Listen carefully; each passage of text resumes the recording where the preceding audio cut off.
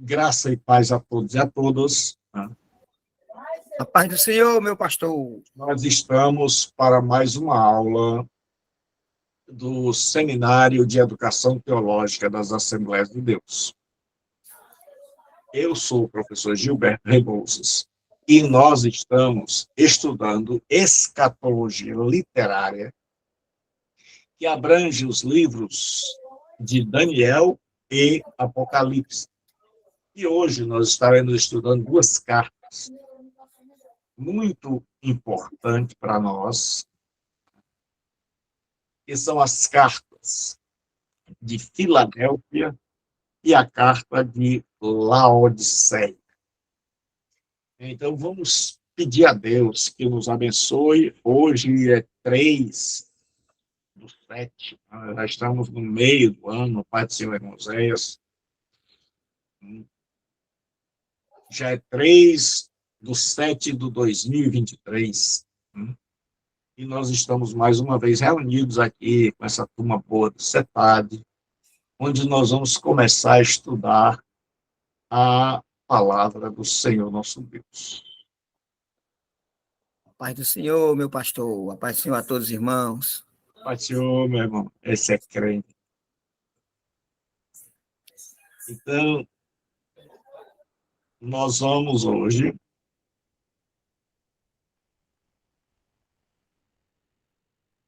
nós estamos estudando as cartas do Apocalipse. E nós já estudamos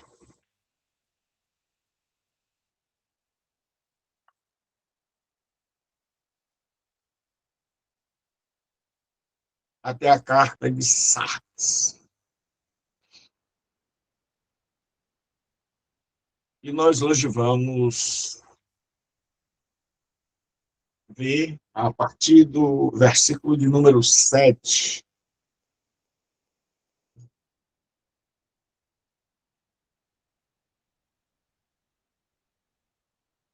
Então, nós vamos estar estudando a partir do versículo de número 7. Antes, nós vamos orar. Senhor, nosso Deus e Pai, bendito seja o teu nome para sempre. Tu é a honra, a glória, o louvor e a majestade. Eu de mim mesmo nada posso fazer, mas tu podes todas as coisas. Tu és o Deus bendito, santo, o Deus que se revela, o Deus que manifesta sua glória.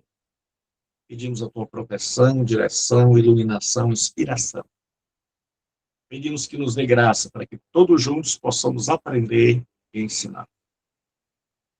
Pedimos que nesta noite nos abençoe, por amor do teu nome, por amor do teu santo Filho, Jesus Cristo, o nosso Senhor.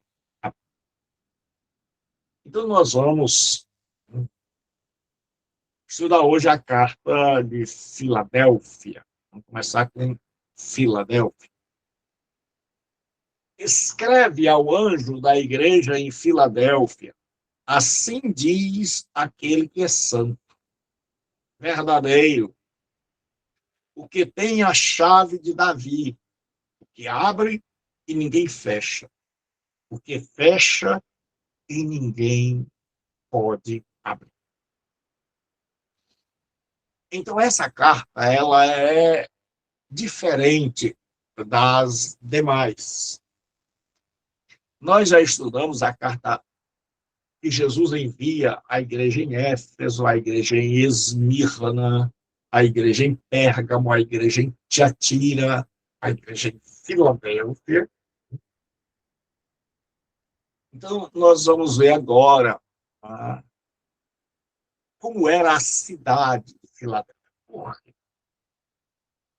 Em todas as cartas, Jesus utiliza uma maneira super importante,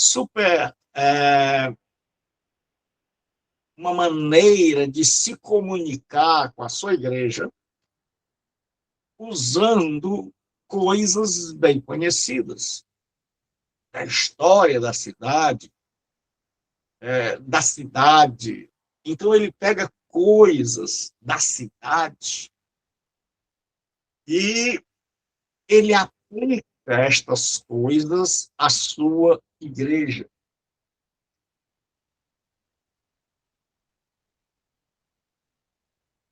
Ele aplica a sua igreja.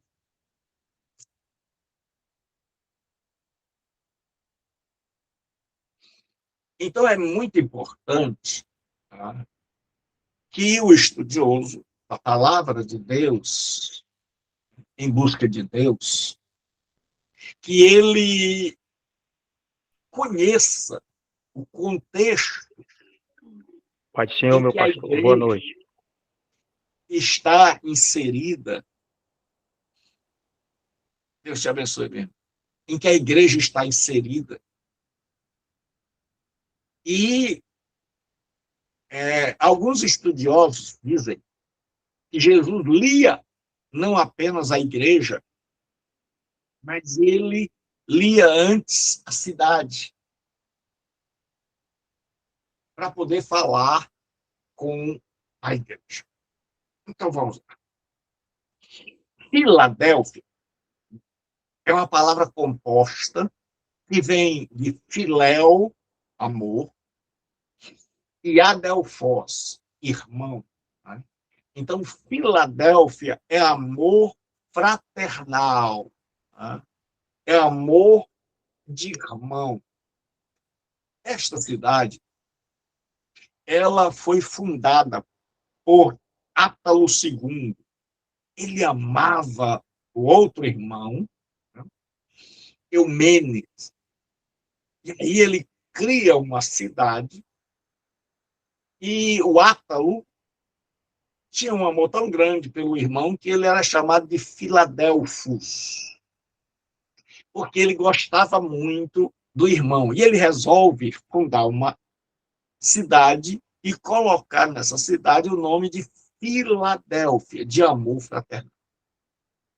E veja como a Bíblia é maravilhosa, como ela, como arte literária, essa igreja, ela vem já quase no final das cartas. E ela, em todas as outras, Jesus vai falar, João vai aplicar, e Jesus vai falar de algo que João tinha visto na primeira visão, da espada que saía da boca, mas nessa aqui não. Essa carta vai ser totalmente diferente. Ele vai dizer que ele é o santo, ele é o fiel, e nós vamos, com a graça de Deus, entender por quê. Então, essa era uma igreja jovem, a senhor Mogi. Ela era um portal para o leste. Ela ficava numa região. Antes, eu quero fazer uma correção aqui. Na aula passada, que eu estava explicando sobre Sardes, eu disse que Sardes tinha mudado o nome. Não foi Sardes que mudou o nome. Né? Na verdade, eu, com a pressa, me equivoquei. Disse, né? Quem mudou o nome foi Filadélfia, não foi Sardes. Então, abrindo parênteses, corrigindo, quem mudou de nome foi Filadélfia e não Sardes. Então, ela era chamada de porta para o leste. Por quê? Filadélfia era a mais jovem de todas as cidades daquela região. E nós vamos ver que Filadélfia foi criada e ela ficava, digamos, uma parte que era a fronteira para a Lídia, a Frígia, a Ásia, ali. E aquela região era oriental, os costumes, a maneira. Então, essa cidade, ela foi fundada Não, ela está numa região estratégica, mas como não havia perigo militar, então ela foi criada e ela era chamada de Porta para o Oriente. Para você entender por que Jesus diz, eu pus uma porta aberta. Então você vai perceber que se você souber da história da cidade, você vai saber o que Jesus falou e como Jesus sabia contextualizar a palavra de Deus. Então, os gregos queriam que a sua cultura, sua língua, penetrasse naquela região que tinha cultura e língua oriental. E aí eles fizeram o seguinte, fizeram de Filadélfia uma porta para que dali eles pudessem devagarinho, em paz, aí você vai ver que tem tudo a ver com a mensagem de Jesus, de forma pacífica, perseverante, continuada, eles levassem para as outras regiões que eles queriam dominar, que é o que a gente chama de helenizar, transformar em gregos. Então, a partir daquela cidade, eles começaram devagar e implantando a sua cultura e a sua língua, de forma que, dentro de algum tempo, aquela região estava helenizada, tinha esquecido a língua antiga, falava o grego, tinha esquecido sua cultura, a cultura era grega, e tudo isso sem a espada, sem a força. Então, Filadélfia foi usada pelos gregos como porta para alcançar o Oriente. E todo mundo sabia disso, inclusive meu Senhor Jesus Cristo. A localização. O bicho pegava porque em Filadélfia, né, e na região ali daquelas igrejas da Ásia, era uma região vulcânica. E a terra tremia. E teve um terremoto que nós já vimos que destruiu 10 cidades, inclusive Filadélfia. E esse terremoto, nas outras cidades, ele deu um abalo, destruiu, né? Foi um tempo só, ele destruiu, mas em Filadélfia a coisa foi diferente. O abalo não simplesmente aconteceu um dia, uma semana, mas ele perdurou por muito tempo. Então, todos os dias a terra tremia. E é como eu digo, quando a terra treme debaixo dos nossos pés, a gente se ama. E esse terremoto foi de tal maneira que arrasou a cidade de Filadélfia. Só podia ser o Vicente, meu Deus, uma hora dessa. Então, o que acontece? Tem outro. Então, o que acontece? Eles agora estão com o chão tremendo. Então, preste bem atenção. O povo deixou a cidade, foi morar no campo e até em outras cidades. E eles procuravam um lugar aberto, com medo dos terremotos, dos tremores, dos abalos sísmicos, que eram frequentes. E quem ainda tinha coragem de morar na cidade era chamado pelos outros de louco.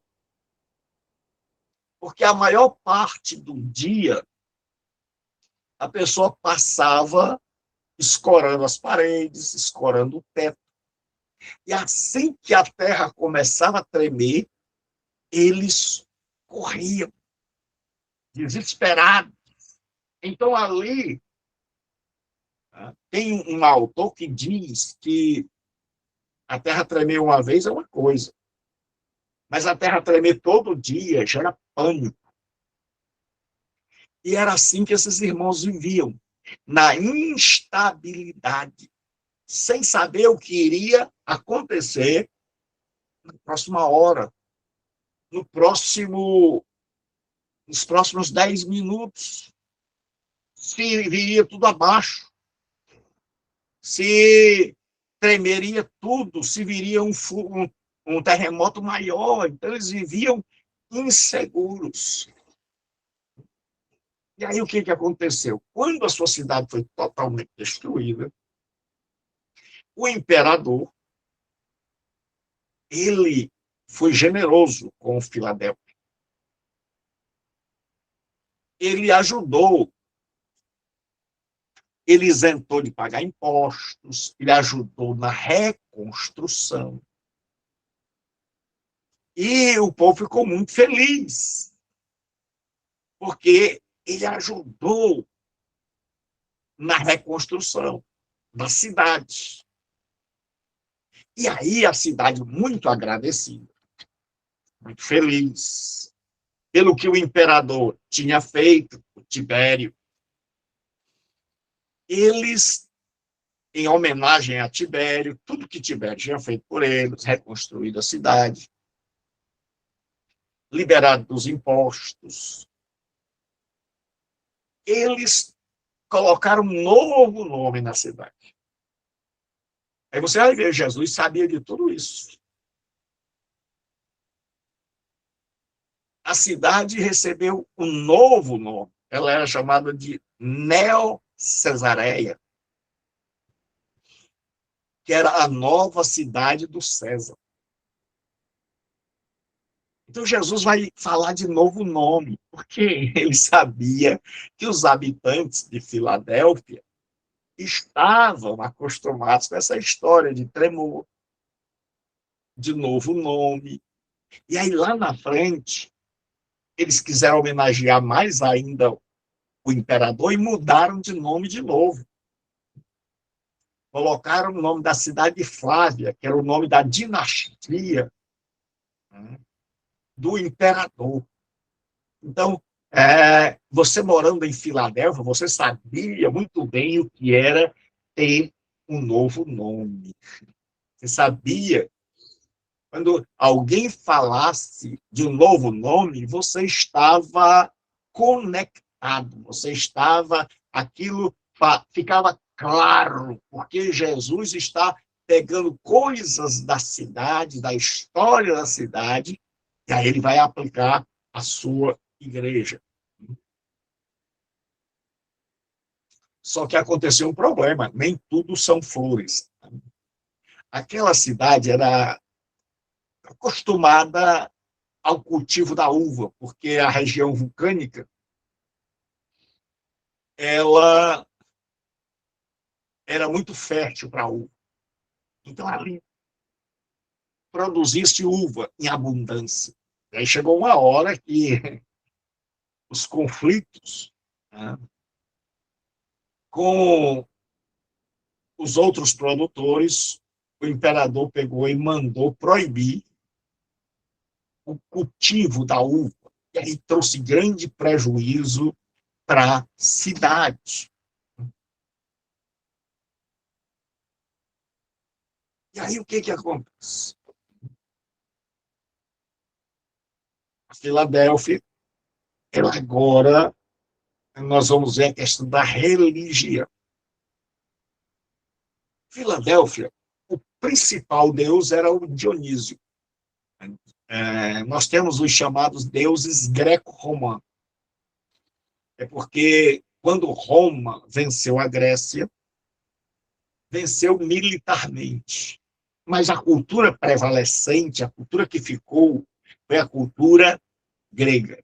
Então, eles pegaram os deuses gregos e só deram outros nomes.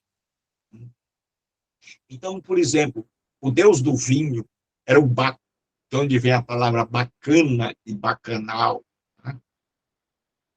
E em Filadélfia, por causa da uva, o deus era Dionísio, que era, Filadélfia era muito amiga de Roma, era o nome romano do deus Baco. Então, em grego, ele era chamado de Baco.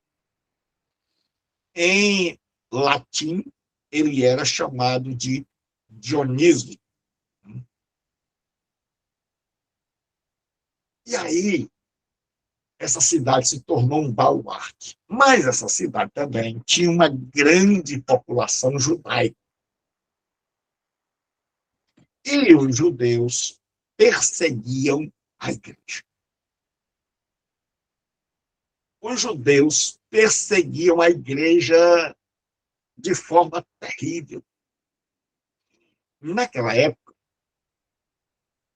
a pessoa podia denunciar alguém por ser cristão. Alguns acreditam que os judeus perseguiam por várias razões.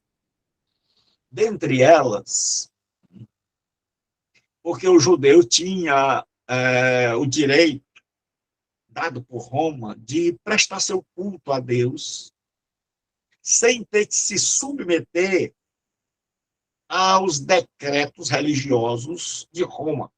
Por exemplo, eles não eram obrigados a cultuar o imperador.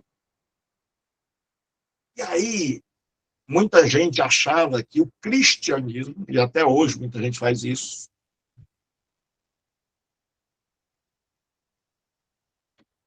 era uma seita judaica.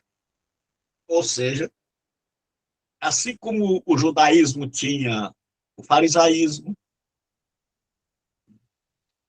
tinha os zelotes, o saducaísmo, eles acreditavam que o cristianismo era mais uma seita. Então, o judeu queria se ver livre dessa ligação, dessa associação, para não perder seu direito. Então, o judeu denunciava, perseguia, botava todo tipo de problema na vida dos cristãos de Filadélfia, que era uma igreja pequena. E aí os judeus fizeram de tudo para que a vida desses irmãos fosse a mais difícil possível e que o mundo percebesse que eles não eram cristãos, que os cristãos não eram parte do judaísmo. Então, para você que na sua igreja tem quipá, chofá, a estrela de Davi e símbolos, pense bem, os judeus fizeram questão de dizer ao mundo romano: nós não somos cristãos. Os cristãos não são dos nossos. Cristianismo e judaísmo são religiões completamente diferentes. E por isso eles ajudavam, eles passaram para o lado do mundo para perseguir a igreja de Deus. Eles se macomunaram, se uniram com o mundo, assim como o fariseu e saduceu se uniram, esqueceram suas diferenças teológicas. Assim agora, Israel está unido ao mundo, Israel falso, o judeu falso, está unido ao mundo para perseguir a igreja. E aí Jesus manda uma carta para esta igreja, que tem um chão tremendo debaixo dela, que é instável, que não sabe o que vai acontecer amanhã. Ele diz: escreve ao anjo da igreja em Filadélfia. Assim diz aquele que é santo, verdadeiro, o que tem a chave de Davi, o que abre ninguém pode fechar, e o que fecha e ninguém pode abrir. Jesus diz, aquele que é santo. Santo é um termo usado no Antigo Testamento para Deus. Preste bem atenção. O grande problema nesta cidade é a perseguição dos judeus àquela pequena igreja. Fiel. Uma igreja que não tinha força política, que não tinha força financeira, que não tinha força quantitativa, numérica. E nós vamos ver que o segredo está não na quantidade, nem no poderio econômico, mas as duas igrejas que não há reprimenda são as menores e as pobres. Esmirna e agora Filadélfia. Então, se você é pastor de uma igreja pequena, não se atribule.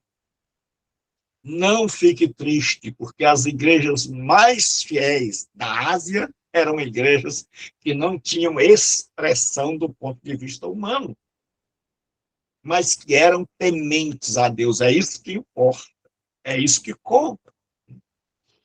Então ele diz assim diz aquele que é santo.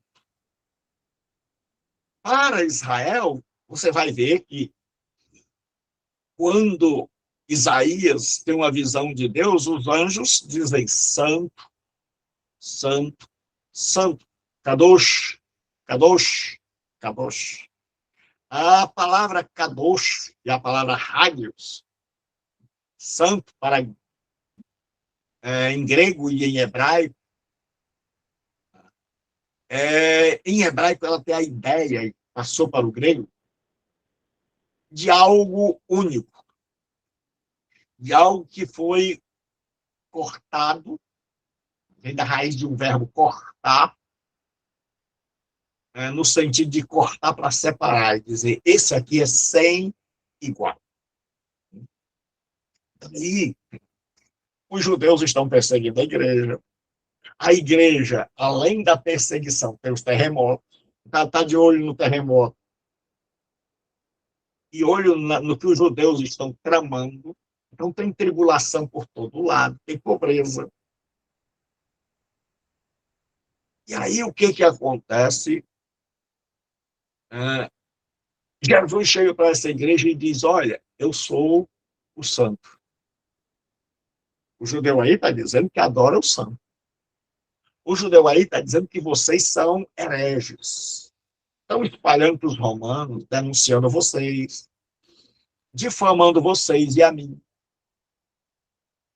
Tentando inculcar na cabeça das pessoas que vocês são uma facção, um grupo de hereges que deve ser perseguido, morto, que inventaram que seguem a Deus, mas não seguem. Porque os verdadeiros seguidores de Deus, segundo os judeus, eram eles. E aí Jesus diz, eu sou o santo. Eu sou aquele que eles dizem que segue. Eu sou o santo. O verdadeiro. Aletinos. Não é verdadeiro simplesmente no sentido de falar a verdade. E quando a gente pensa em verdadeiro, a gente pensa no contrário, que é o mentiroso.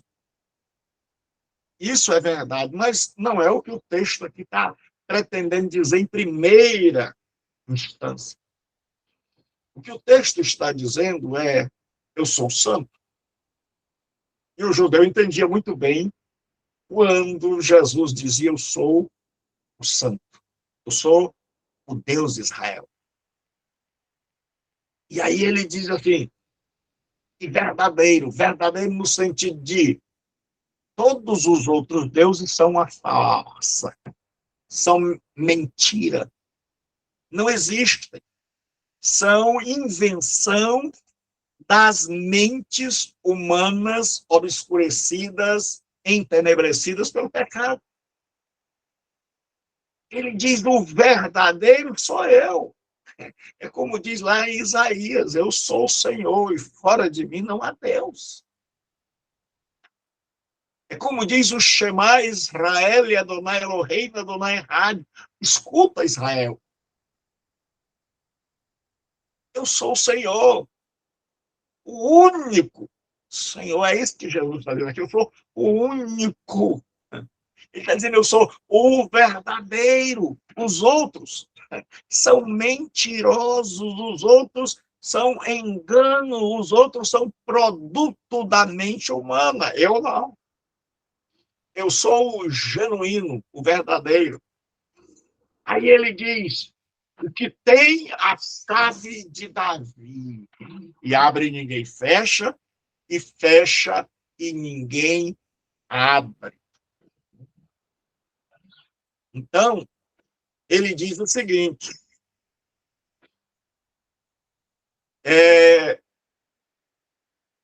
isso é um texto lá de Isaías, que diz o seguinte, eu vou botar aqui para a gente ler, diz assim, naquele dia chamarei o meu servo Eliaquim, mas antes, para a gente poder entender,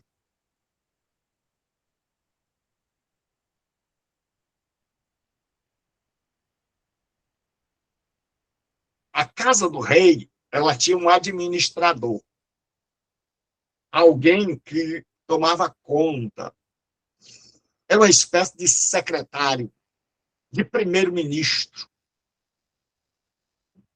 que abria a porta e permitia que as pessoas tivessem acesso ao rei, ou impedia. Então, esse secretário tinha poder de abrir a porta e de fechar a porta para a casa real. E aí, existe um que ele fracassou no seu serviço. E aí ele é substituído. E Isaías denuncia, diz assim diz o Senhor dos exércitos, Yahvé de Sabaote, anda, vai falar com esse administrador, Sebna, esse é o mordomo, e pergunta-lhe, o que fazes aqui? Então, esse primeiro administrador, ele não foi fiel. E aí lembre do conflito cristianismo-judaísmo que está havendo lá. Então, os judeus diziam, nós somos verdadeiros, esses cristãos são falsos. Eles seguem a um Deus falso. Esse Jesus diz que é Deus e é falso. Ele mente. Os cristãos pregam uma mentira. E aí, ele diz, eu tenho as chaves de Davi. Ele diz, vocês são o Sebna, aquele que foi o primeiro administrador. Primeiro administrador. Mas vocês esquecem que esse primeiro administrador foi infiel, foi deposto e foi substituído. Então, era uma mensagem de Jesus Cristo para aqueles judeus, dizendo, olha, assim como meu pai destituiu Sebna da casa real, eu também destituí o falso judeu da primazia. Eu agora coloquei no lugar do falso judeu um outro povo, a igreja. E aí ele diz assim,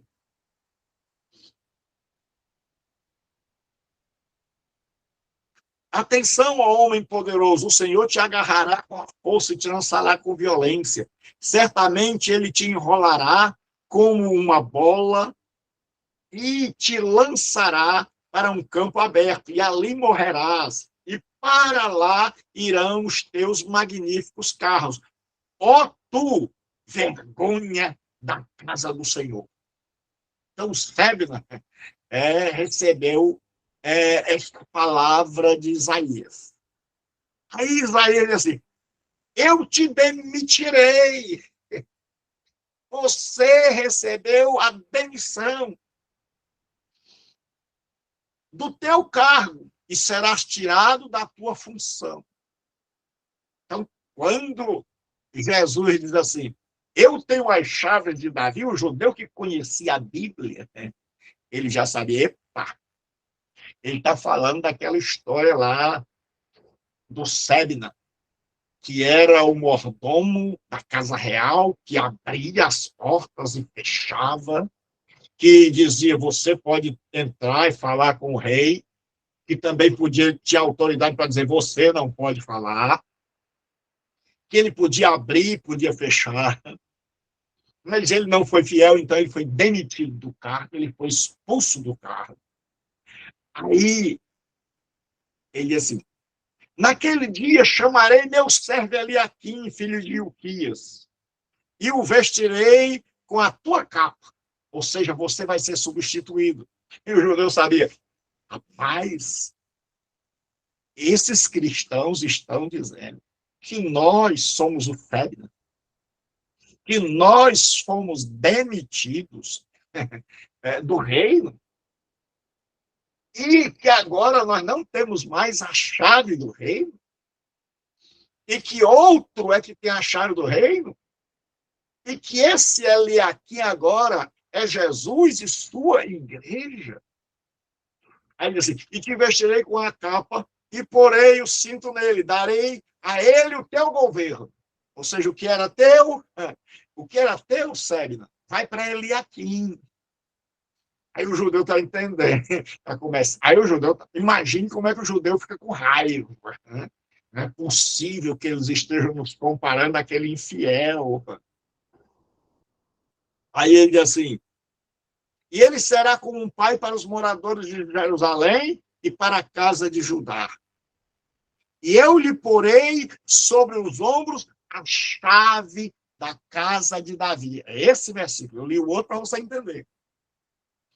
E eu lhe porei sobre os ombros a chave da casa de Davi. Ele abrirá e ninguém fechará. Fechará e ninguém abrirá. Então, no contexto aqui, Jesus está dizendo, olha, vocês eram cegos. Vocês abriam, vocês fechavam. Eu dei a vocês a chave, mas vocês foram infiéis. Então, eu tenho agora outro povo, que é a minha igreja. E aí ele diz assim diz aquele que é santo, verdadeiro, o que tem a chave de Davi. Quem pode abrir agora as portas do reino é Jesus. Quem agora tem a autoridade de Jesus, Pedro, eu te darei as chaves. Então agora, ele diz, aquele que tem a chave, o que abre e ninguém fecha. O que fecha e ninguém abre. Jesus disse, não são vocês, judeus, que expulsaram, porque os judeus haviam expulsado todos os cristãos da sinagoga. E eles obrigaram a todos os membros da sinagoga a chamar Jesus de maldito. Então, quem não chamava Jesus de maldito, eles suspeitavam. Por isso é que Paulo diz, ninguém pelo Espírito Santo diz Jesus é anátema. Ninguém chama Jesus de maldito se ele for convertido de verdade. Mas os judeus... Olha, eu não sou antissemita. Eu amo o povo judeu e oro por eles. Mas não concordo, discordo veementemente de cristão judaizado, com chofar, com candelabro,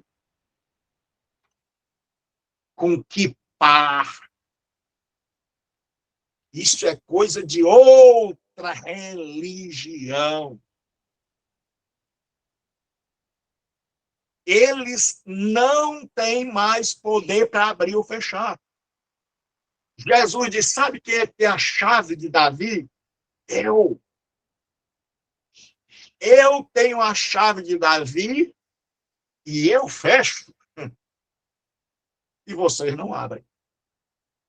E eu abri para a minha igreja, para o meu povo. Assim como O Eliaquim tinha poder de dizer, você pode entrar e falar com o rei, você não. Jesus está dizendo, eu, por causa da maldade do coração de vocês e da incredulidade, digo que vocês não podem.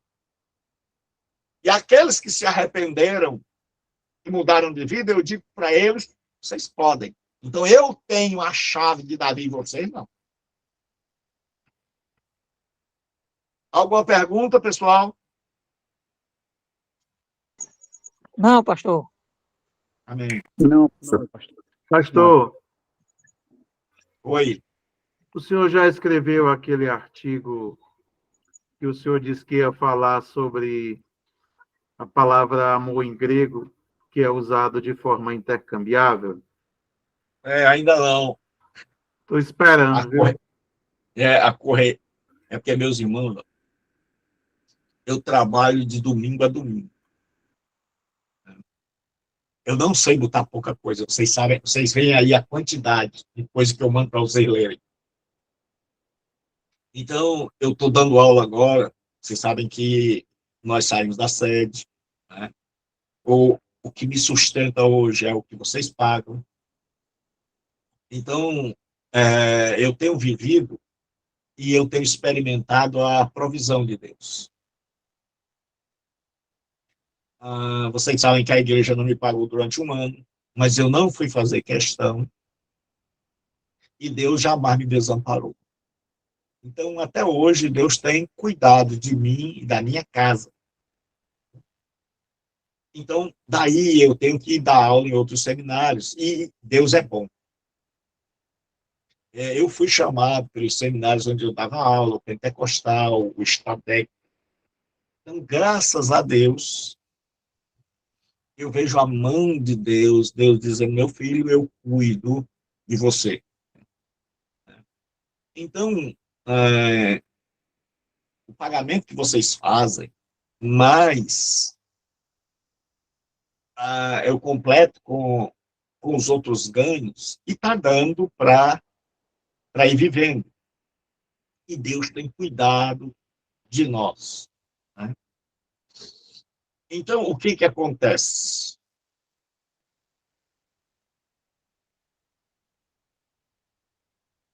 Agora, nós vamos ver o louvor a essa igreja. Essa igreja não tem censura. Não é porque ela é perfeita. Não existe uma igreja perfeita. É porque Jesus sabe a hora de dizer as coisas. Essa igreja, ela tem problemas econômicos. A casa caiu, literalmente. Ela é pequena. Seus membros são provavelmente vindos da escravidão. Ela não tem influência social. Ela não é uma igreja reconhecida pelo Estado, então ela não pode ter fé na fé. E ela tem os inimigos do lado, que estão ali sempre no encalço, que estão denegrindo, que estão denunciando ao governo, que estão fazendo questão de dizer, olha, eles são hereges, o Deus deles é falso, eles amaldiçoavam Jesus, amaldiçoavam os crentes e não permitiam os crentes ir na igreja deles, os cristãos. Então, esse povo está perseguido de todas as formas, religiosamente, socialmente. Agora, imagine uma cidade pequena com alguém denegrindo o povo de Deus. Com alguém amaldiçoando o Deus a quem você serve. E aí, Jesus, para esse povo que está com medo, para esse povo que diz, Senhor, e agora? Nós deixamos na casa, os bens. Eu estou morando numa barraca, no campo. Jesus disse, conheço. Oida é outro verbo para conhecer. Erga-su, conheço tuas obras. Aí ele disse assim, tenho posto diante de ti uma porta aberta. Aí o povo sabia. Ah, essa história de porta aberta. Jesus disse, assim como os gregos fizeram desta cidade uma porta para levar a cultura helênica e a língua para o Oriente, eu faço de vocês. É como Paulo disse, eu estou em Troade e uma porta se me abriu. E Deus abriu uma porta para pregar. Então Jesus está dizendo, olha, conheço as tuas obras, tenho posto diante de ti uma porta aberta, que ninguém pode fechar, porque o judeu dizia o seguinte, nós é que somos os mordomos de Deus. Estes aí não podem. Então o judeu fazia tudo para impedir e para bagunçar com a cabeça dos novos convertidos, dizendo, olha, não, vocês estão no caminho errado, rapaz. Quem tem direito está aqui, veja o Velho Testamento. Somos nós que temos o direito de abrir e fechar Jesus. Disse, não. Ele disse, eu coloquei diante de vocês uma porta aberta, tanto para levar o evangelho, como para entrar no reino. Porque existem duas diferenças, duas interpretações, das mais vigorosas, é claro que existem múltiplas, que essa porta aberta seria a oportunidade de uma ação missionária, e que essa porta aberta também seria a capacidade de entrar no reino. Então, Jesus é aquele que abre as portas do reino para o que crê e aquele que envia o que crê. Então, as duas interpretações, elas não são contraditórias, mas complementares. Jesus abre a porta, nós entramos, e ao entrarmos, porque não creio no cristianismo mudo, não creio num cristianismo que não olha para o mundo e vê diante de si uma porta aberta. E aí ele diz, olha, ninguém pode fechar. O judeu não vai fechar, o imperador não vai fechar, o diabo não vai fechar, ninguém vai fechar. E aí ele diz, tens pouca força. Não tem força política, você não tem dinheiro, você não tem número para impressionar. Ele diz, mas guardaste da minha palavra. Mas vocês obedeceram. Jesus diz, quem tem os meus mandamentos e os guarda, esse é o que me ama.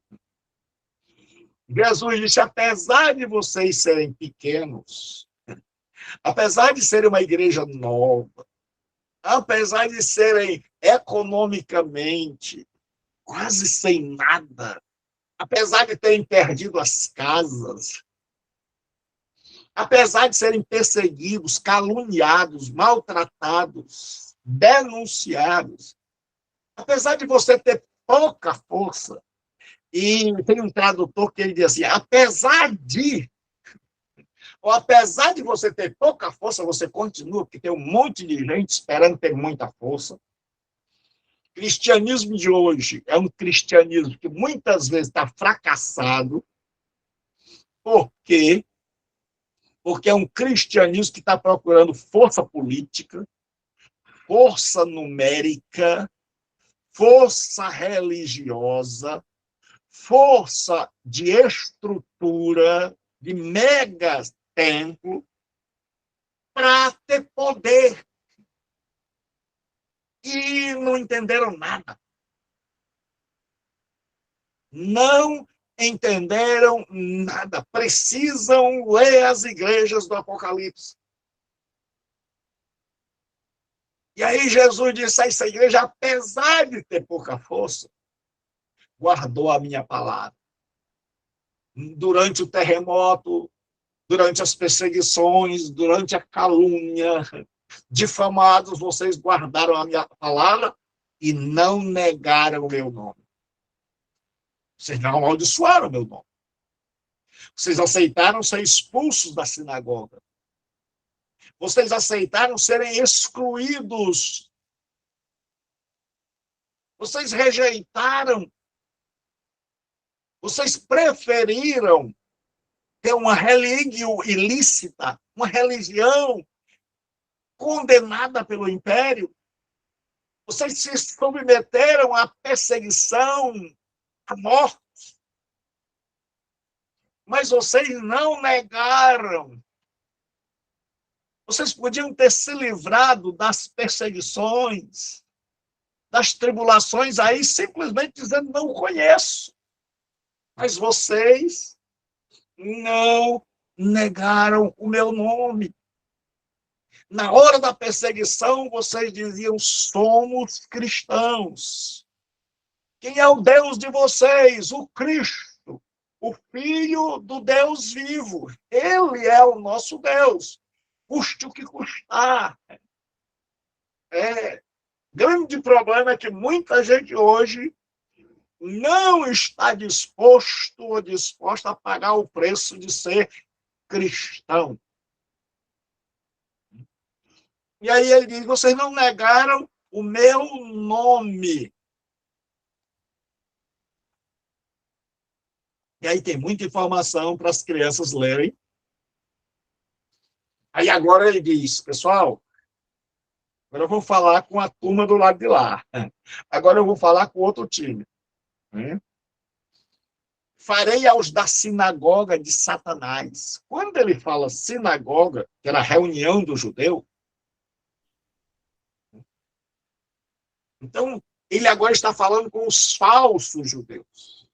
Aqueles judeus que estavam perseguindo a igreja, estavam sendo uma pedra no sapato da igreja. E Jesus diz, olha, essa turma aí não é minha. Essa turma aí não é do meu pai. Essa turma aí é um ajuntamento, mas um ajuntamento de Satanás. Jesus pega pesado.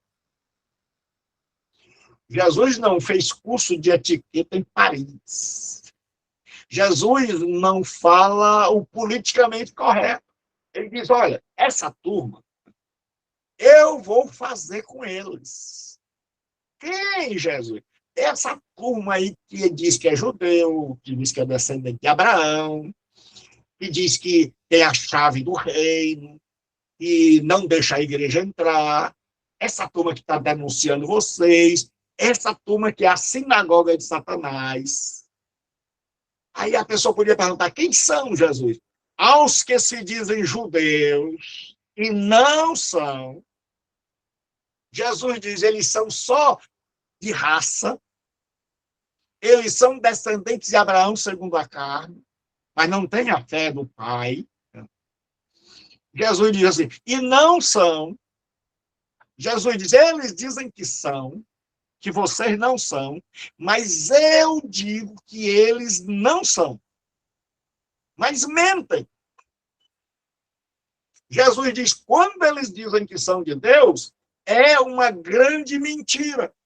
Eles que chamam vocês de enganadores, de mentirosos, na verdade, tudo que eles dizem de vocês acontece com eles. Aí Jesus disse, olha, eu vou pegar essa turma.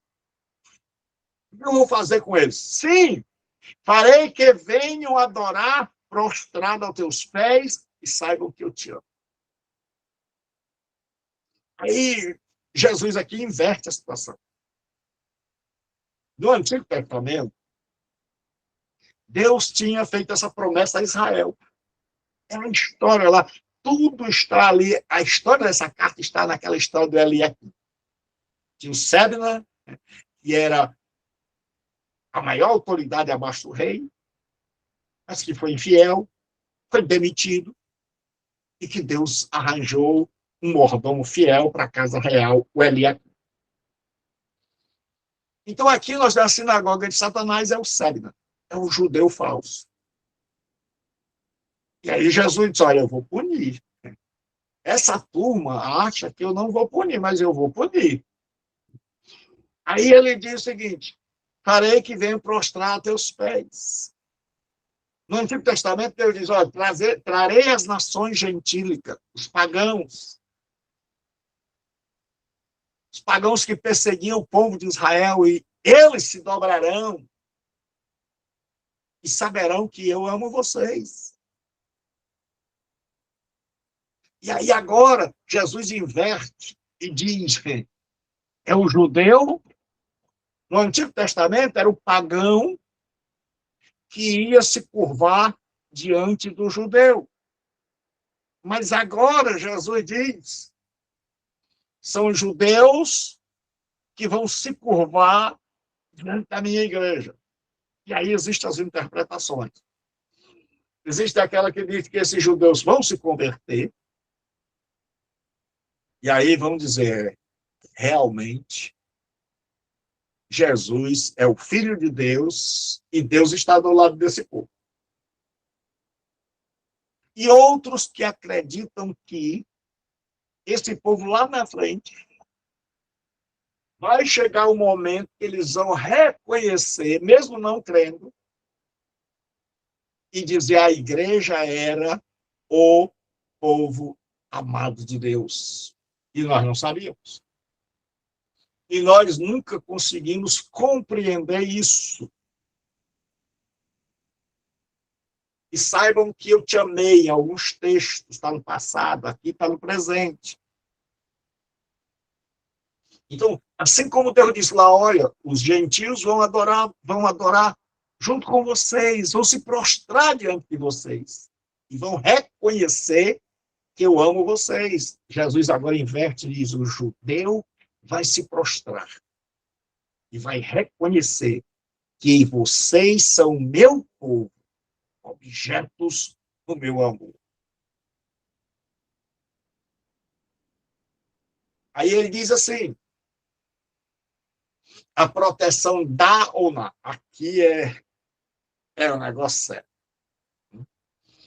Este é um dos versículos controversos do Apocalipse.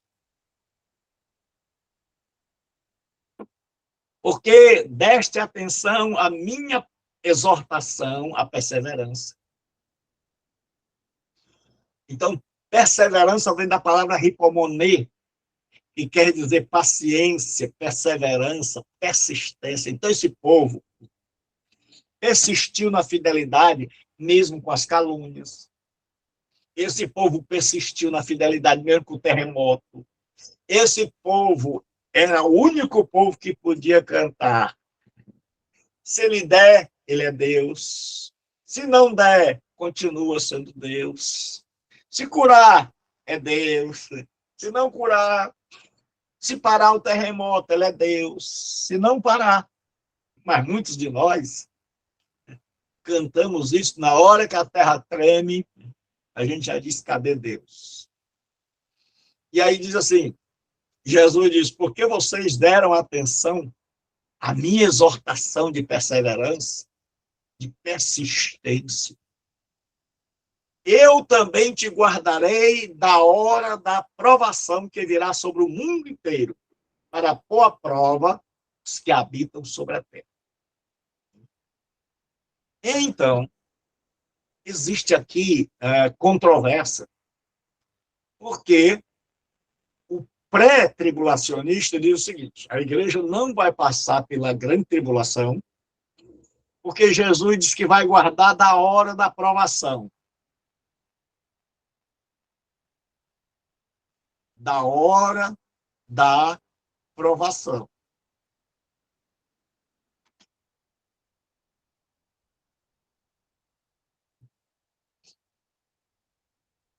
E esse hora da provação vai ter esse dar é que tu perasmu, né, da hora da aprovação, é que a preposição aqui é que. É esta preposição.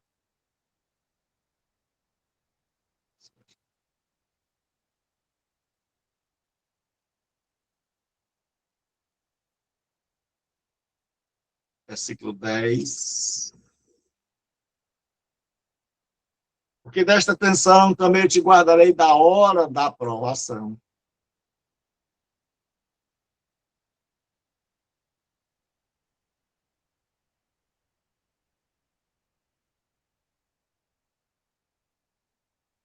É o versículo 10. A preposição é e. E a preposição é não é a preposição apó. Aqui, ó. É que tes horas tu peirasmu. Então, aqui, tes hora, porque essa preposição aqui ela pode vir com genitivo.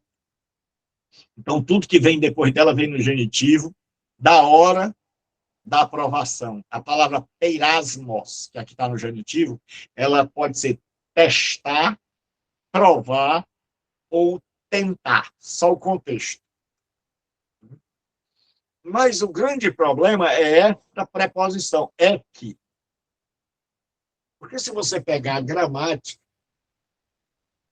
essa preposição é que, ela vai ser para fora de. Então, existe a interpretação do pré-tribulacionismo que diz o seguinte: Jesus vai guardar a igreja da hora da provação. Em outras traduções, da hora da tentação, que é a grande tribulação. Para muitos. Então, vai guardar da. Então, eles dizem que a igreja não passará pela grande tribulação.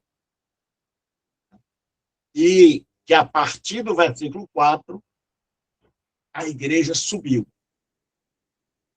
E 5, 6 até o 18 vai ser a grande tribulação, que será a angústia para Jacó e que será direcionada ao povo judeu. Essa é a primeira interpretação. Já o pós-tribulacionismo diz, não. Aqui que é para fora de. Ele diz como Deus vai tirar a igreja para fora de, se ela não tiver passado pela tentação, pela provação. Então, você vê que, em primeiro lugar, muitos já se lançam não para o já é, mas para o ainda não, para o futuro. E uma coisa me deixou, assim, surpreso. Eu li o livro do Bico, que eu gosto, por ser um comentário Bíblia toda, ele é resumido, não muito. Mas, como ele é divertente, pré-tribulacionista, eu achei isso aqui uma surpresa. E eu vou ler. A palavra no grego não é apó, que é outra preposição, que é a partir de, da parte de, para longe de. Aí ele diz, para longe de. Mas que significa fora de. À luz disso, Corpenta escreve, a promessa não significa ficar guardado longe da tribulação, mas ser guardado no meio dela. Da mesma forma que a cabeça de alguém é mantida acima da água. Então, no comentário bíblico, aqui,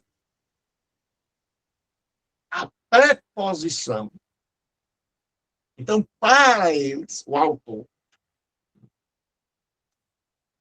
a igreja vai passar pela tribulação. E ela vai ser protegida durante a tribulação. E quando Jesus voltar, vai vir para pôr um fim na tribulação. Agora, que nós já explicamos os dois lados, nós vamos para o contexto do Jaé, que é o que eu acho importante. Nós estamos vendo pelo contexto, pelos dois prismas, preterista, futurista. Então, nós vimos as interpretações no futuro. A igreja não vai passar, Jesus vai guardar, a igreja vai passar e Jesus vai guardar nada. Então, para o pré-tribulacionismo, Jesus não vai guardar a igreja no sentido de removê-la antes que a tribulação comece. No pós-tribulacionismo, Jesus continua guardando sua igreja, mas sem precisar removê-la. Guardando a igreja, assim como guardou Daniel na cova dos leões e como guardou Sadraque, Mesaque e Abednego dentro da fornalha. Então, há uma longa discussão dessas duas escolas de interpretação sobre esta preposição ek, para, fora de. Agora, no contexto da época. Como era o contexto da época? O judeu, ele dividia, como nós já vimos, o tempo em duas partes. O mundo agora e o mundo por vir. O presente e o porvir. Jesus disse que não, quem peca contra o Espírito Santo não será perdoado, nem agora, nem no porvir. Então, o judeu dividiu o mundo em duas partes. Então, no Jaé, naquela época, quando Jesus disse assim, por que vocês atenderam a minha palavra e vocês perseveraram, também eu guardarei vocês da hora da aprovação que há de vir sobre o mundo inteiro, que é o Jaé.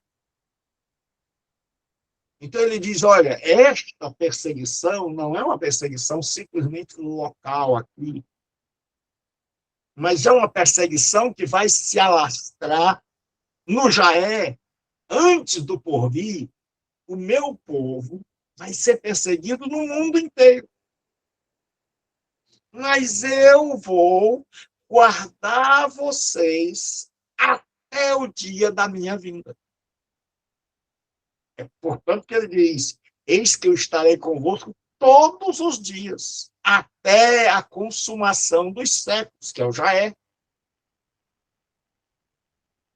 Então, na interpretação preterista, Jesus está guardando a sua igreja desde que ela começou até hoje e guardará até o dia da sua vinda, em meio à tribulação que começou naquela época e que se espalhou para o mundo inteiro. Aí ele diz assim, qual é o objetivo? Para pôr à prova os que habitam sobre a terra. É o doquimazo. Né? Para testar aqueles que estão na terra. Então, do ponto de vista preterista, nós estamos no Jaé. E esse Jaé é uma grande tribulação. É um mundo de perseguição, um mundo onde a terra treme. É um mundo onde a calúnia, a difamação. É um mundo onde nós temos pouca força. É um mundo onde nós somos excluídos. É um mundo onde a mídia bate. E aí ele diz que Jesus vai nos guardar até o ainda não, que é quando Jesus voltar e implantar seu reino. Alguma pergunta?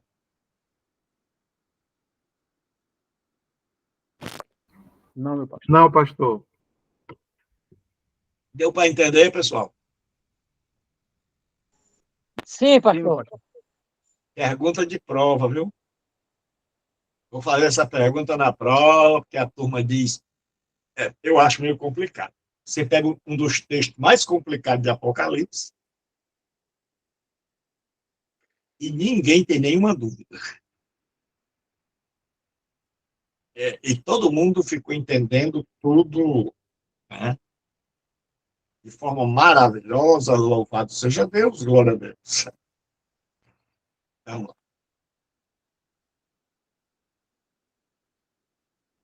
Então, agora a exortação. Então, nós vimos no sentido do já é.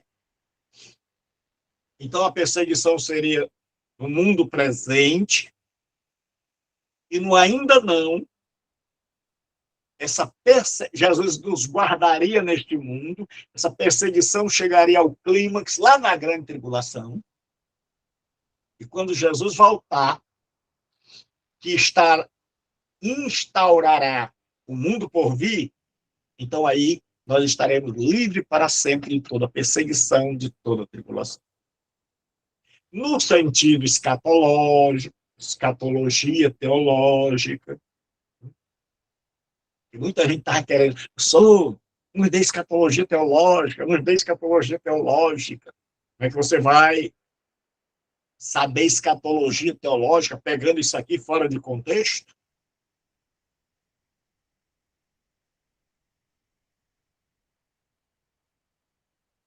A igreja não passará pela tribulação.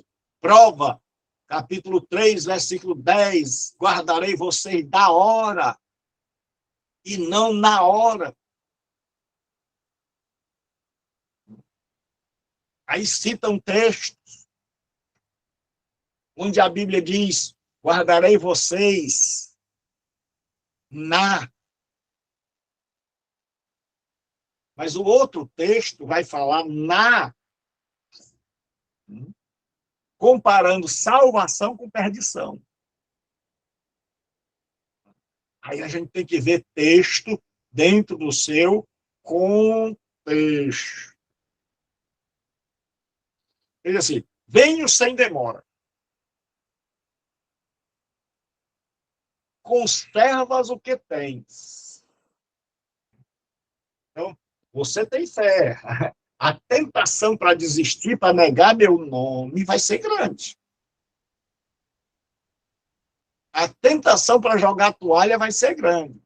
Para que ninguém tome a tua coroa.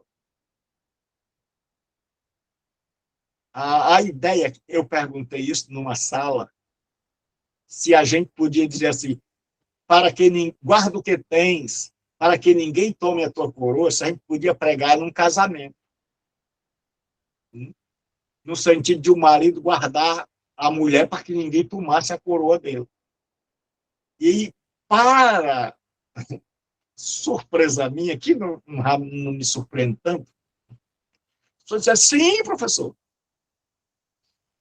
esse homem aqui não é guarda o que tem para que ninguém tome a tua coroa no sentido de tua mulher. Mas, professor, não dá certo não, dá não, porque não foi isso que Jesus quis dizer. E Lutero disse que a palavra de Deus, pregada do jeito que Deus não disse, é palavra do diabo. Então, aqui, qual é a ideia? Ele diz, conserva o que tens, para que ninguém tome a tua coroa. A ideia. Jesus está falando, olha, Venho sem demora. Conserva o que tens. Aquele povo estava numa corrida. A ideia é de atletismo. E aquele povo tinha que manter o passo. Tinha que continuar correndo para que ninguém pudesse ultrapassá-lo. E aí eu fiz um comentáriozinho aqui.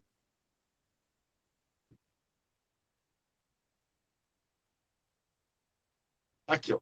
A ideia é de um atleta displicente numa longa corrida que não percebe que o outro está atrás e vai passar dele. Então Jesus disse, olha, não faça isso. Guarda o que tem para que ninguém tome a tua coroa. Naquela época era coroa de louro. Você chegava na frente. Então, Jesus está dizendo, vocês estão lá na frente. Vocês, na corrida, vocês estão bem. Continua. Vai em frente. Vigie. Olhe para o lado. Olhe para o outro. Não deixe, não venha em nenhum momento relaxar. Não venha em nenhum momento diminuir o passo, para que outro não tome a tua coroa. O grande problema é que o povo faz uma briga assim. Então, se pode perder a coroa, não foi isso que Jesus quis dizer.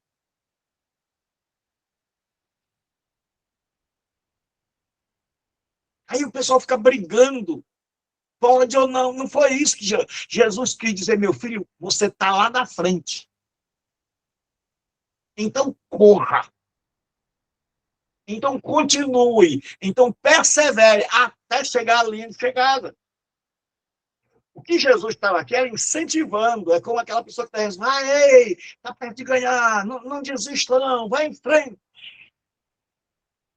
Ele não está discutindo se eu vou chegar ou não. Ele está dizendo, eu vou chegar. Mas ele está dizendo o seguinte, não esmoreça. Lembre-se que vem gente atrás, vem corredor atrás. E assim como o corredor na frente, sabendo que vem gente atrás, ele não diminui o passo, vocês têm que continuar nesse passo, sempre em frente. Aí ele diz assim, promessa. Farei do vencedor uma coluna. Ó, naquela época, de terremoto, do pessoal escorando as casas, coluna era sinônimo de segurança e estabilidade. Numa cidade instável, você ser chamado de coluna era uma benção, era muito bem-vindo. Ele diz assim, e vocês, e não o judeu, são o templo do meu Deus. Aí ele diz assim, farei de vocês uma coluna no templo do meu Deus. Era comum, no templo dos deuses pagãos, ter coluna e ter o nome do Deus e a imagem do Deus nas colunas. E Jesus, de onde jamais sairá. Para um povo que vivia correndo de dentro de casa, para um povo que tinha abandonado a casa, os móveis, o conforto da cidade, estava morando numa cabana, para um povo que tremeu ali, ele mudava para outro lugar, para um povo que não tinha morada certa, Jesus disse, olha, eu falei de vocês uma coluna e vocês nunca mais terão que estar se mudando, está correndo, está com medo do terremoto. Aí ele diz assim, escreverei nele o nome do meu Deus, assim como era. Então o povo já sabia, eu serei uma coluna, e assim como o sacerdote tinha lá na tiara, santo Yahvé, Jesus disse, olha, eu vou fazer, vocês agora são o reino de sacerdotes, é aquilo que Pedro diz, nação santa, sacerdócio real. E Deus tinha dito a Israel lá no Êxodo 19, farei de vocês um reino de sacerdotes, mas esse povo é o Sebena. E agora tem o Eliaquim, o novo povo de Deus, um reino de sacerdotes, que tem o nome de Deus, o nome da cidade do meu Deus, a nova Jerusalém, que desce do céu da parte do meu Deus. Ele diz assim, e também o meu novo nome. O Apocalipse fala de um novo nome para Jesus. E lá no Apocalipse diz, ele vem, tem escrito na coxa. E tem escrito um novo nome que ninguém sabe, senão ele mesmo. E ele diz, quem tem ouvidos, ouça o que o Espírito diz às igrejas. Quem tem ouvidos, ouça o que o Espírito diz às igrejas. E aí, nós vamos agora, temos ainda, deixa eu ver, Laodiceia. Laodiceia é uma carta que muita gente já conhece. Então, Laodiceia era uma cidade, numa fronteira também, e ali bem pertinho da Filadélfia, que era uma cidade que estava no entroncamento de rotas comerciais. As tropas romanas passavam por ela. Então, a Laodiceia foi construída nesse entroncamento. Então, o pessoal não pensou, porque geralmente, quando se ia construir uma cidade, se pensava em água, monte para construir uma fortaleza e um vale para se plantar. Mas Laodiceia era uma cidade que foi construída por causa do lugar, do entroncamento. Ela era uma espécie de caminho para o mundo. Então, o que acontece com Laodiceia? Laodiceia vem de Laos, que é povo, e de quê? Justiça. Justiça do povo. Então, ela foi fundada por um rei Seleucida, aquele Antíoco II, em 253. E esse nome é por causa da mulher dele, que era Laodice, de quem ele se divorciou. Essa cidade, ela começou a se tornar importante, porque ela ficou ali na rota comercial, com o advento do mundo romano, do Império Romano. Esta cidade começou a ganhar projeção por três coisas. Ela criou, como ela era rota, ou seja, todo mundo vai passar por ali, então ela tinha bancos e muito ouro. Então ela foi se tornando cada vez mais rica. Então todo mundo que passava por ali gastava dinheiro, investia. Então era uma cidade que foi enricando de forma grandiosa. A segunda coisa é que essa cidade tinha uma indústria têxtil. Eles tinham a lã das ovelhas e eles faziam as melhores roupas do mundo. Eles tinham banco, dinheiro, muitos bancos. Então, ali, tudo era na linguagem comercial. Preste bem atenção. Ali, tudo era na linguagem comercial. Ali havia câmbio, troca de dinheiro. Então, ali era a cidade do dinheiro. Era a cidade também da roupa elegante, da roupa de grife. Era a cidade conhecida no mundo inteiro por fazer roupas com essa pele dessas cabras que alguém acreditava ser por causa da água. Então, os pelos ficavam muito bonitos, muito brilhosos. Então, aquilo adquiria um valor enorme. E em terceiro lugar, porque aquela cidade tinha uma escola de medicina, uma espécie de faculdade de medicina. E ali tinha o famoso pó frígio, que era um colírio para os olhos. Então, pessoas do mundo inteiro vinham para Laodiceia para terem seus olhos curados. Então, lembre, muito dinheiro, muita roupa boa e uma escola de medicina que garantia saúde. Conhecida no mundo inteiro, então eles exportavam para o mundo inteiro o famoso pó frígio. E aí, agora nós vamos para o texto.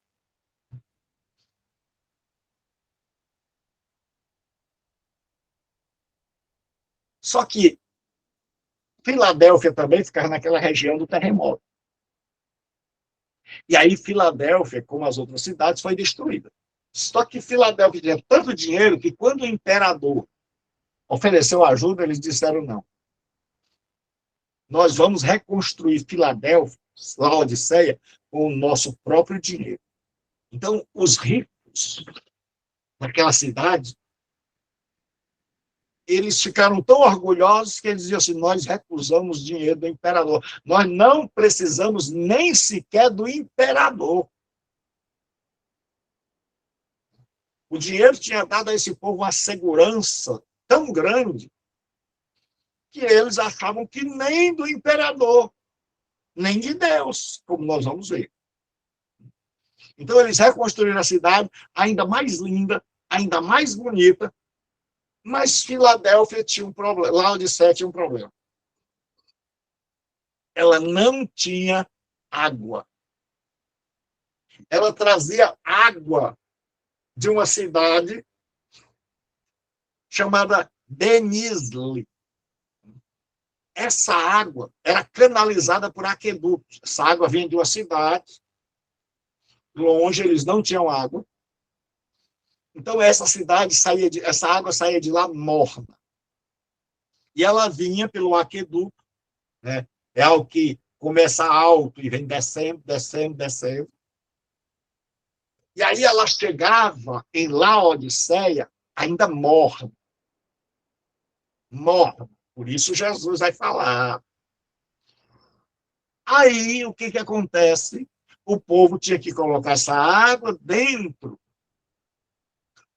de jarras e esperar esfriar. Mas como ela descia e tinha muito sedimento, muita coisa, principalmente de calcário, essa água se tornava uma água imprópria para beber. Então, era uma água que causava doença. Então, o vômito ali não é como muita gente pensa, a água morna, ela veio e causou doença. Ela veio e, porque ela era morna, assim como a gente faz, né? Antigamente, você botava água morna quando queria que a pessoa vomitasse. Então, a gente quer interpretar a Bíblia com a nossa cultura ocidental, mas o vômito era provocado pelas doenças, pelas bactérias causadas pela água imprópria para beber. Então, fazia com que as pessoas adoecessem.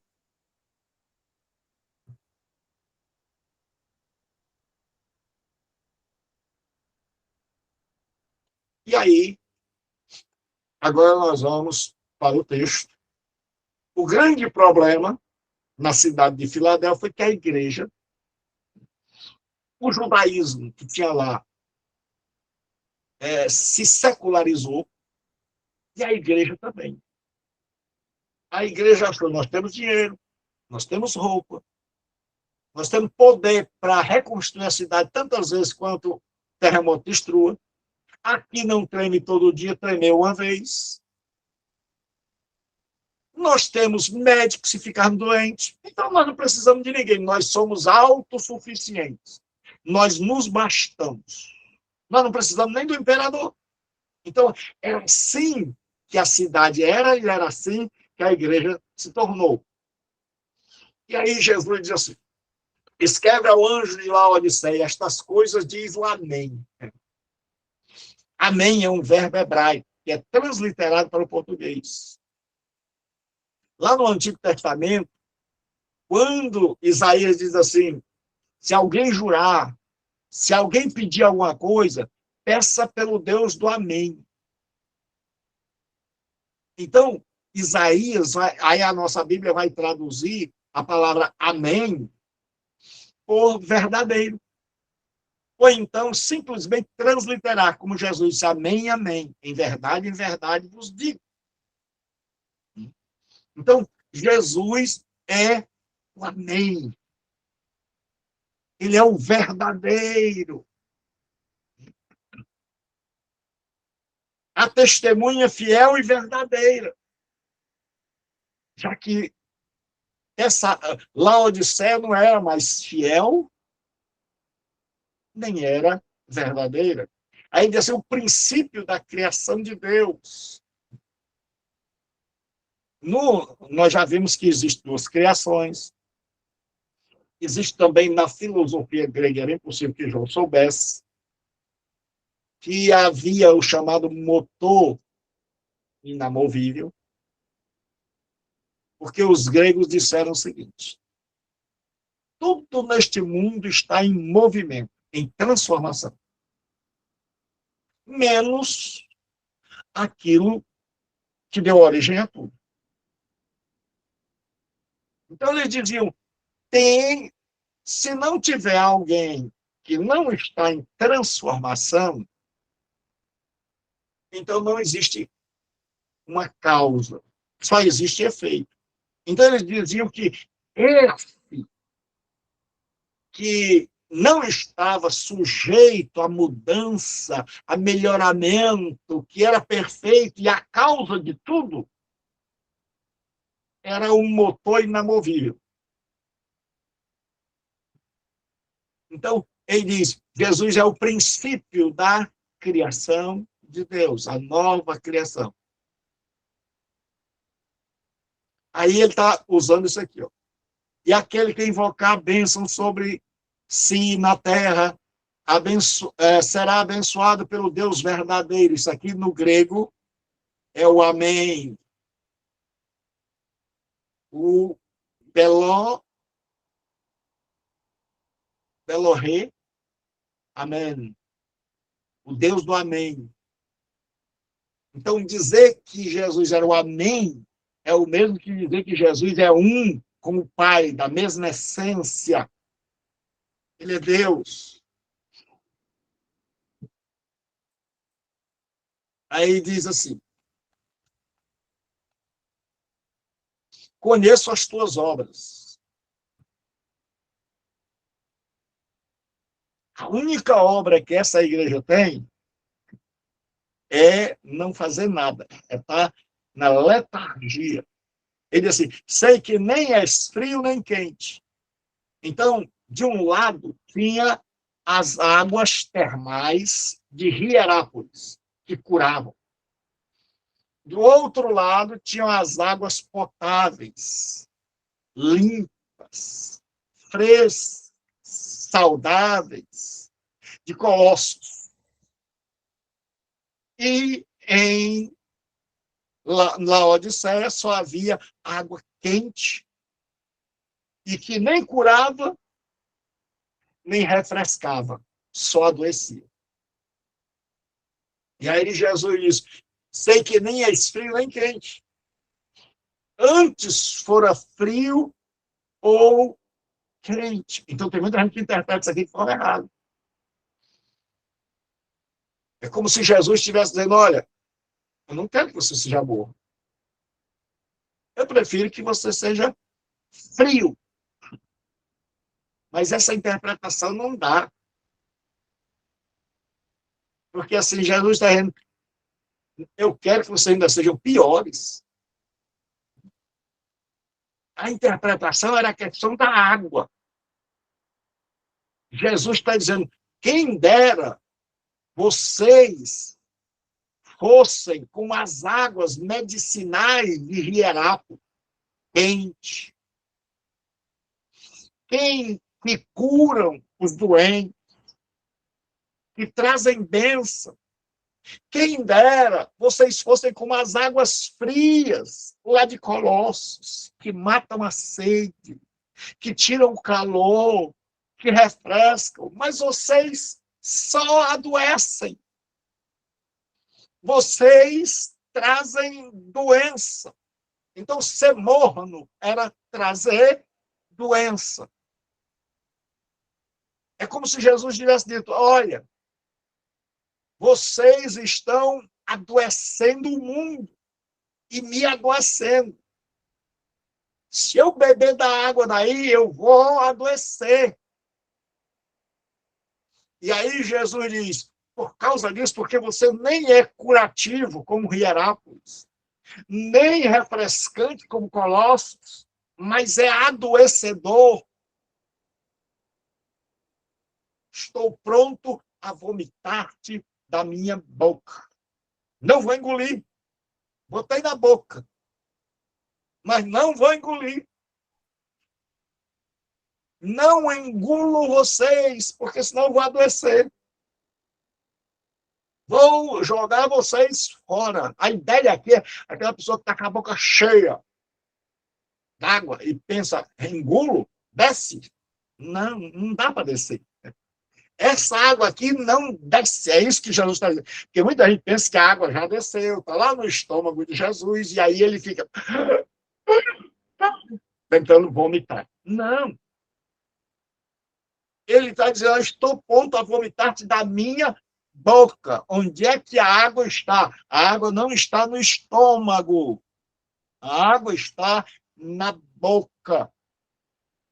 Bebeu, sentiu o gosto. Não presta. Isso aqui adoece. E o que eu vou fazer? Vou jogar fora. Aí agora, a visão da igreja é a visão do Cristo. Olha o diagnóstico que a igreja faz de si mesma. Olha, tinha banco, roupa, saúde. Porque dizes, rico sou, tenho prosperado.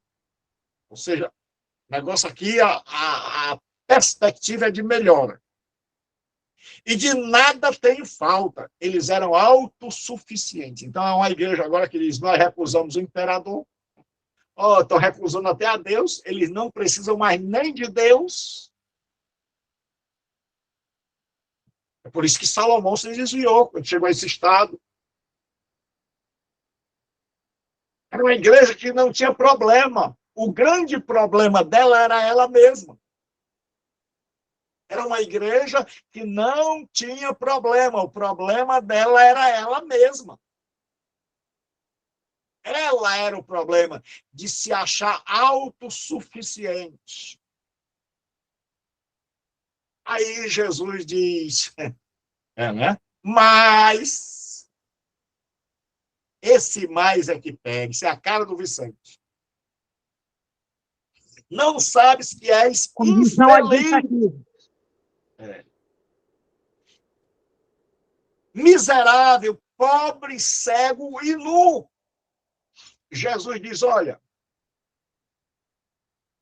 o teu dinheiro, a tua vida mansa, sem perseguição, vocês pensam que são as pessoas mais abençoadas da terra. Vocês não sabem que vocês são infelizes, porque vocês são capazes de ver tudo que é material, mas vocês são incapazes de ver a realidade. Aí ele diz assim, miserável, que é a palavra pitocos, mendigo. Jesus diz, vocês pensam que são, mas eu vou dizer o que vocês são. Pobre, cego. Cego? Como? Cego? Lá em Laodiceia, cego? Jesus disse, vocês são cegos e nu. Então, eles tinham tanta roupa boa que eram incapazes de ver a nudez espiritual. Eles tinham tanto medicamento, tanta confiança no pó frígio, chamado colírium, que eles não tinham medo da cegueira. E aí Jesus disse, olha, esse estado aí impediu vocês de perceberem quão cegos vocês estão. E as roupas que vocês têm impediram de vocês verem que, na verdade, espiritualmente, vocês estão nus. Aí Jesus chega e diz assim, estou terminando. Eu te aconselho que de mim compres ouro refinado no fogo. Jesus diz, já que você é pobre, então compre. Veja, a linguagem é comercial. É comprar. Jesus disse, olha, eu vou falar numa linguagem que vocês vão entender. Jesus disse, vocês compraram as coisas do mundo, adquiriram tudo. Vocês foram na loja errada. Jesus está dizendo, vocês entraram na loja errada. E agora eu estou convidando vocês para entrarem na loja certa. Já que vocês só entendem uma palavra, dinheiro, compra, venda. Então eu vou dar um conselho para vocês. Vocês entraram na loja errada, compraram roupa, tem muito dinheiro, compraram colírio, compraram a saúde, mas tudo isso aí vai se acabar. Vocês entraram na loja errada. Então, já que vocês estão pobres, miseráveis, cegos e nus, eu aconselho que de mim compre ouro refinado no fogo, para te enriqueças. Então Jesus diz, você quer ser realmente? Então venha a mim. Eu sou aquele que enriquece. Roupas brancas para que te cubras. Ele diz, você pensa que você está coberto? Você pensa que você está bem vestido? Tuas vergonhas, que era a maior coisa do Antigo Testamento, era a pessoa mostrar as partes íntimas. Jesus disse, olha, tua vida está tão descoberta que é como se você estivesse nu. Então, eu estou te dando um conselho. Compra roupas brancas para cobrir a tua vergonha, para que o povo não veja que você está nu. Isso na cabeça de uma pessoa de lá, de Laodiceia, eu nu? Jesus, meu filho, espiritualmente, dá para perceber tua desgraça, tua vergonha. Aí Jesus diz assim, e colírio. Aí esse povo entendia desse negócio de comprar ouro, comprar colírio, arrumar veste, porque eles sabiam. Para que aplique sobre os teus olhos para que enxergue. Jesus disse, olha, você precisa de ouro para se enriquecer, você precisa de roupa porque você está nu, e você precisa de colírio porque você não enxerga um palmo diante do nariz. Você pensa que vê bem, mas você não enxergou nada. Aí eu achei interessante isso aqui. Ó. A natureza comercial do verbo, comprar, é perfeita para a cidade. Eles haviam comprado tudo dos mercadores terrenos e, portanto, tinham ido à loja errada. Eles foram à loja errada. Então, tenha cuidado para você também não ir na loja errada. Aí, terminando, ele diz assim, eu repreendo e castigo todos quanto amo. Ser, pois, zeloso e arrepende.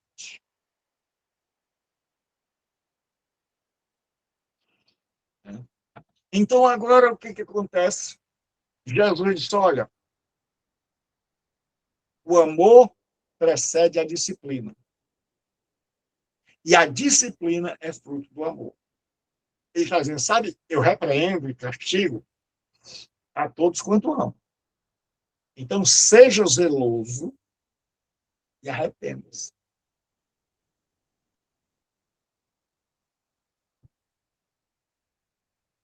E aí, o zelo vem antes do arrependimento. E muitos estudiosos ficam admirados porque que Jesus diz, não diz, seja, se arrependa e viva zelosamente. Aquele povo estava tão na letargia, tão paralisado, tão achando que era o máximo. Como tem muita gente hoje, por causa do poder midiático da igreja, poder financeiro, poder político. Então tem gente achando que está arrebentando. E aí estão paradas das igrejas dos tempos. Jesus, meu filho, eu castigo a todos quanto amo. Você, pois, eu ouvo. E arrepende. Então, venha com zelo. Já que você é uma igreja que não tem zelo mais, que perdeu o zelo, que está dormindo, que está embriagada, então venha com zelo. Aí ele diz assim, eis que estou à porta e bato. Veja a situação. Jesus está do lado de fora da igreja. Assim como lá no Cântico dos Cânticos. O amado chega e diz, abre a porta, amada minha. Ela diz, já despi as minhas vestes, já tirei as minhas sandálias, como me levantarei para abrir? Aí ela diz assim, quando eu me levantei para abrir, o meu amado tinha ido embora. Quando eu me levantei para abrir, Jesus aqui diz, eis que eu estou à porta e bato. Ele está do lado de fora da igreja. Ele não está dentro. Aí ele diz, se alguém ouvir, isso aqui a gente usa muito na evangelização, mas está falando para a igreja. Se alguém ouvir a minha voz e abrir a porta, a esperança de Jesus é que alguém ouvisse. Entrarei em sua casa, cearei com ele e ele comigo. Naquela época, cear com alguém. E aqui tem duas coisas. Jesus diz, eu cearei com ele. Jesus está dizendo, eu vou cear com você. E eu e você dizemos, eu vou cear com Jesus. É reciprocidade. Ele ceia comigo, eu ceio com ele. Ele tem comunhão comigo, eu tenho comunhão com ele. Aí ele termina dizendo assim, ao vencedor, que é o verbo nikao, eu lhe considerei que se assente comigo no meu trono, assim como eu venci e me assentei no seu trono, com meu Pai. Quem tem ouvidos, ouça. Aí você percebeu que ele deixa sempre quem tem ouvidos, ouça, vem antes do vencedor. Mas aqui, como era uma igreja que estava derrotada, ele bota, se ela ouvir, no final. E aí ele diz, como Jesus disse, olha, quando na regeneração eu me assentar, vocês vão sentar do meu lado. Aí, o Osborne, eu vou ler duas coisas. A vitória de Jesus foi o fundamento de seu trono. E a vitória dos santos ao derrotarem o mundo e o mal é a base do trono deles. Ele está dizendo, olha, sabe para quem é o trono? Para quem vencer. Aquela história que eu sempre digo. Primeiro vem a cruz, depois vem o trono. Quem vence o mundo vai sentar no trono. E aí a outra coisa que o Osborne diz assim, o chamado para ouvir, uma vez mais, ancora o desafio e convida o leitor a ouvir e a obedecer. Alguma pergunta? Não, pastor. Não, né? Então, que Deus abençoe a todos. Pode ser. Pai do Senhor. Pode ser, pastor.